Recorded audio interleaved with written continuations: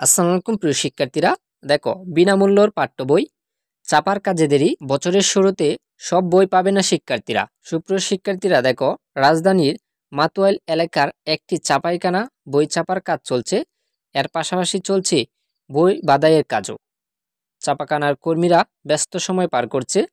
গতকাল বৃহস্পতিবার বেলা 11টার দিকে ব্রাইট প্রিন্টিং প্রেস লিমিটেড নামে ওই প্রতিষ্ঠানে গিয়ে এমন চিত্র দেখা যায়।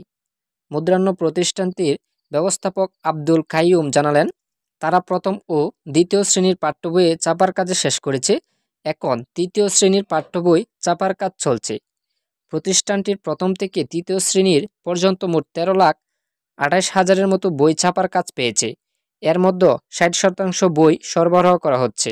শীঘ্রই বাকি বই ছাপার কাজ শেষ হবে বলে আশা করেছেন প্রতিষ্ঠানটির ব্যবস্থাপক। নিয়ে জানা যায়, এখন পর্যন্ত প্রথম থেকে তৃতীয় শ্রেণীর পাঠ্য বই ছাপার অগ্রগতি ভালো। তবে চতুর্থ থেকে নবম থেকে দশম শ্রেণীর পাঠ্য বই ছাপার শুরুর জন্য সংশ্লিষ্ট প্রক্রিয়াগুলো পুরোপুরি সম্পন্ন হয়নি। এই পরিস্থিতিতে আগামী বছরের শুরুতে সব শ্রেণীর শিক্ষার্থীর হাতে সব বই দেওয়া হচ্ছে না। রাজধানিক পট পরিবর্তনের পর শিক্ষাক্রম পরিবর্তন, বই পরিমার্জন, আগের দরপত্র বাতিল করে নতুন দরপত্র দেওয়ার চাপা সংক্রান্ত কাজে বিলম্বের কারণে এই পরিস্থিতি তৈরি হয়েছে। সুপ্রিয় শিক্ষার্থীরা, এরকম সকল আপডেট পেতে আমাদের চ্যানেলটিকে সাবস্ক্রাইব করে সাথেই থাকো।